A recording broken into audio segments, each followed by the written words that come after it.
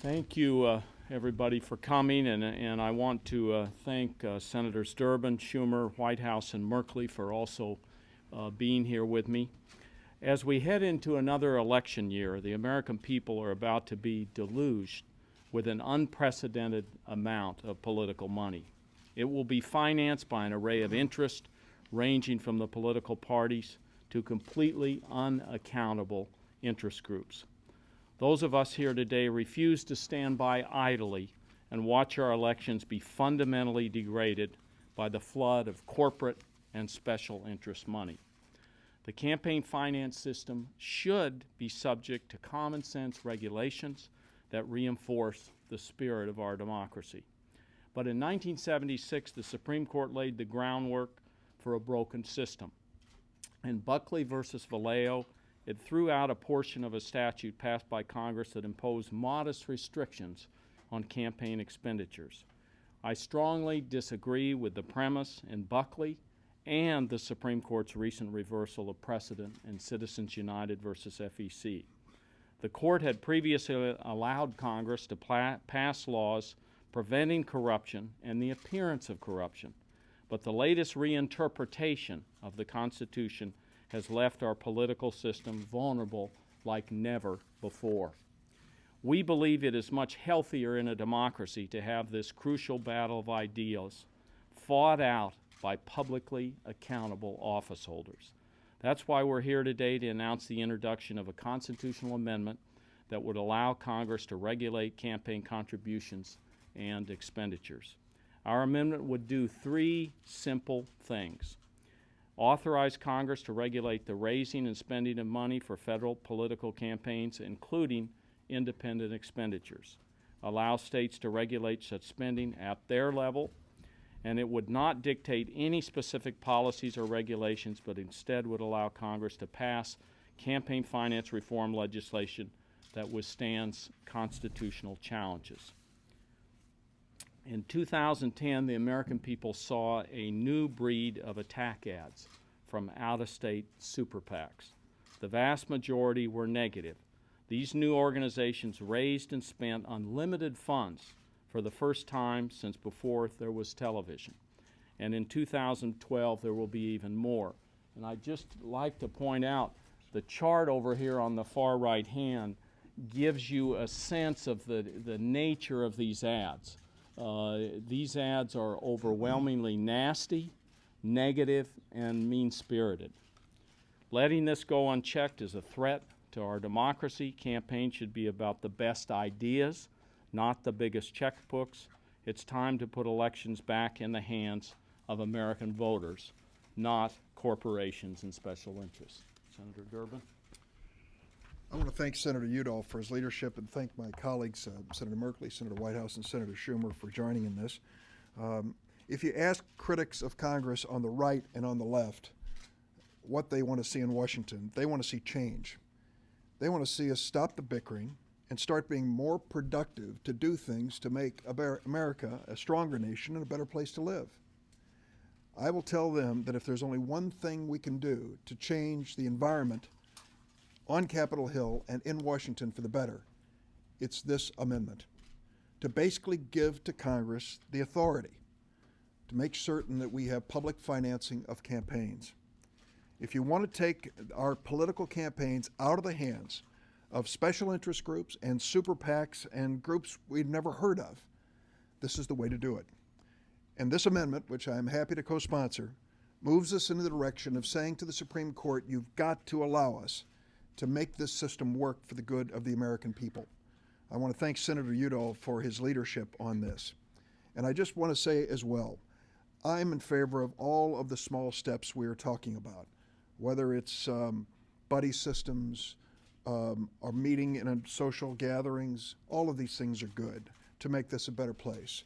But if you want to get to the heart of what it takes to make this a stronger Congress in a better political environment, you've got to eliminate this wash of money which is coming at us larger and larger each election cycle. I might also add here that I do not begrudge corporations or lobbyists a seat at the table when it comes to making decisions in Washington, but they aren't entitled to own the table. The table really belongs to the American people.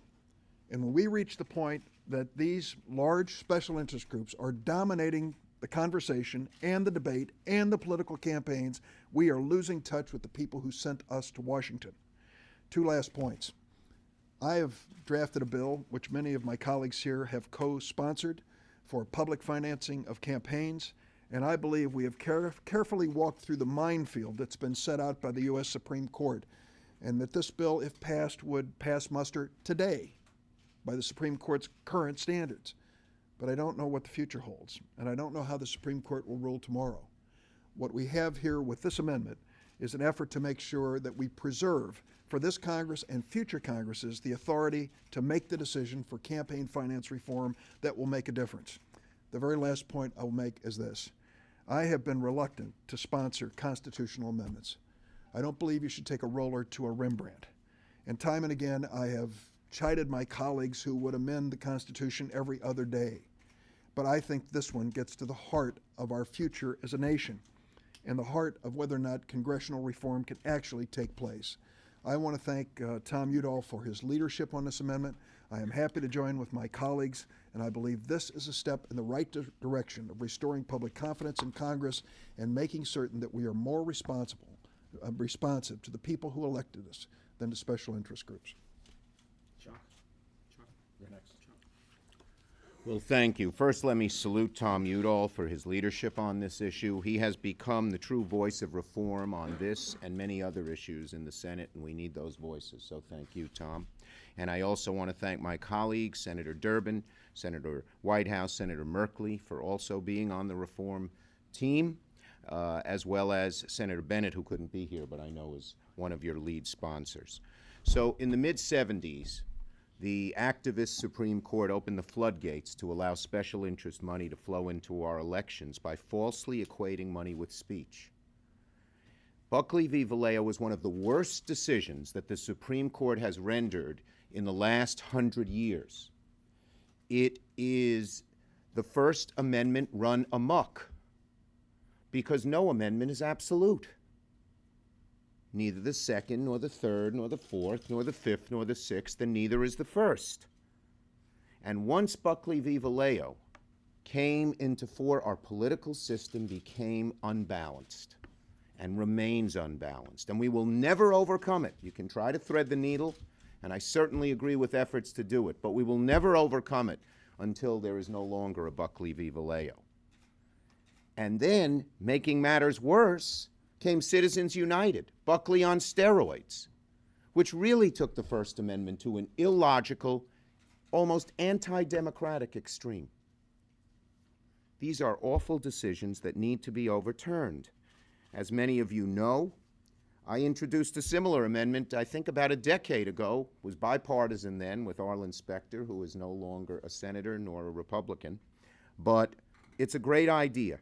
And this amendment is more necessary than ever, and I commend my colleagues for introducing it. The Buckley v. Valeo decision told the American people that the wealthiest among us should have the loudest voices in elections. We see that happening today. Average person has one vote. The average middle-class person whose income is declining has one vote, and the people of wealth can put in $1 million, $10 million. We don't even know that they do it. And we're supposed to say that person and the person with one vote have true equality. The number one hallmark of our Constitution is a democracy, a balanced democracy. And Buckley v. Valeo takes that away. It's a disgraceful solution. It's a disgraceful decision. And if the truth of that view was ever more illustrated, it was with Citizens United, which only stacked the deck further against American citizens. It's Buckley, as I said, on steroids. So we're all here to say enough is enough. Our democracy needs to come back to the people. It cannot come back to the people as long as Buckley v. Valeo is the law of the land. One of my favorite political thinkers, Alexis de Tocqueville, once described his observations of America in basic yet perfect terms. Here the people rule. Buckley v. Vallejo says, here the dollars rule. It's got to change.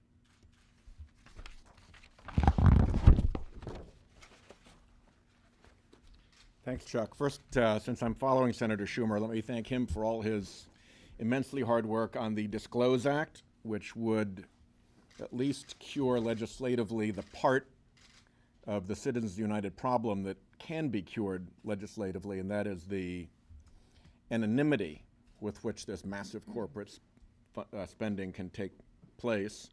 And also salute Tom for his work to put together language for a constitutional amendment, something that a lot of us have been looking at and working with for a long time. I don't know a single person in Rhode Island, I don't know a single person anywhere else for that matter, who feels that corporations are having a hard time making their influence felt in our government.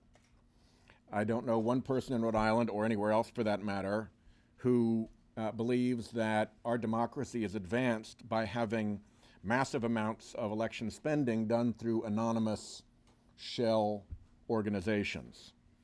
I don't know anybody who believes that it makes sense in our democracy for a regular middle-class person to have one voice and one vote, and a corporate CEO to have a gigantic corporate megaphone that allows him or her to amplify their voice with treasury funds of the corporation, and to the point where it drowns out the voices of regular Americans. And certainly I don't know one person who thought that the Founding Fathers credibly believed that a corporation was a person, was part of we the people. Under our Constitution, corporations are not mentioned in the Constitution. At the time that the Founding Fathers were laying out this brilliant, balanced system of government, they were virtually non-existent. There were a few that had been established by legislatures for specific public purposes, but the modern corporation didn't even exist. So the notion that the Founding Fathers thought this was appropriate is absolutely without a basis. What has happened is that 5 activist Republican judges on the Supreme Court have driven us over this precipice. It is one of the most extreme decisions in the history of the Supreme Court, and has wrought immense damage in our democracy by that narrow 5-4 political division. Because it is a Supreme Court decision, because it is based in the Constitution, we can't change it legislatively. So the only avenue to correct what the Supreme Court right-wing bloc has done is to go to the source document itself, to the Constitution, and to put more clearly what the founders obviously must have intended, which is that this is a government, a post-founder president, but when Lincoln said of the people, by the people, and for the people, he was not kidding. And the extent to which money and corporations have taken over the process is something that is reflected across our cities in the Occupy movement. It is reflected in the daily experience of everybody in this town. You know it yourselves. And it is something that we have to do something about if we're going to reclaim American democracy as the shining light to other countries that it has always been. So I'm very proud to stand with my colleagues in support of this and look forward to working hard with them and a great number of organizations around the country to try to put this choice before the American public as soon as we can so that they can decide, is a corporation really a person? And is money really speech? And should corporate money be able to drown out American elections? Thank you very much. Well, I too am delighted to join my colleagues on this incredibly important issue for our democracy. As Senator Whitehouse mentioned, it's President Lincoln who captured the genius of American democracy by saying it's government of the people, by the people, and for the people. He did not say the genius of American democracy is government of the powerful, by the powerful, for the powerful. But that is exactly what Citizens United lays out. It lays out the opportunity for unlimited, secret, and indeed foreign donations in our campaign system. And when I tell people back home that the Supreme Court has opened the door to unlimited, secret, special interest donations, including foreign donations, they are appalled because it goes against the very nature of democracy founded on full participation of the people, of one person, one vote. This path that we are on has two impacts. The first, the most obvious, is the actual campaign money that is sent in to knock out people who proceed to take a strong stand for the public but might step on the toe of some powerful special interest. The second impact, which hasn't been discussed as much, is the prior censorship that it imposes. That is, individuals in the back of their mind know that there is a possibility when they take on an issue important to the public interest that some group now, under Citizens United, may put $10 million secretly into the next campaign. And no one will ever know where it came from. I can't think of anything more destructive to democracy. To give you some sense of the size and power of this, let's look at ExxonMobil. ExxonMobil announced last week that in the third quarter it made over $10 billion in profit, net profit. If it allocated just 4 hours of that profit to political advertising, it would have spent more money than both candidates spent in my 2008 Senate campaign, the most expensive campaign in Oregon history, just 4 hours. Or if we turn the clock back to 2008 and takes ExxonMobil's profits from 2008, 3% of that profit would have exceeded all the money spent in the presidential campaign by every other party. So this is indeed a stadium sound system drowning out the voice of the people. We cannot let that stand. If you care about democracy of the people, by the people, for the people, we cannot let that stand. Happy to answer any questions anybody may have. Senator, Yeah. it seems like a long-term strategy, a constitutional amendment. Does that mean that you anticipate that there's going to be any more incremental moves? That there was mentioned the Disclose Act and some things like this that have been debated before and have not been adopted. What does that mean for these other proposals? Well, I don't have any doubt there are going to be other proposals and that those are going to be pushed. It seems to me to get at the heart of the problem here is to focus on the money and the fact that the Supreme Court has basically said that we cannot do that. And so what this amendment does is take back the authority for Congress, for state legislatures, to actually deal with the problem. Anybody else want to? Yeah, Chuck, the go one ahead. place that the Supreme Court still left open, even with Buckley Vallejo, is disclosure, and we intend to make efforts in the next year to close that disclosure loophole under the Disclose Act and other ways. Many members have different proposals on that. Thank you. Thanks. Looks like we're Thank done. you.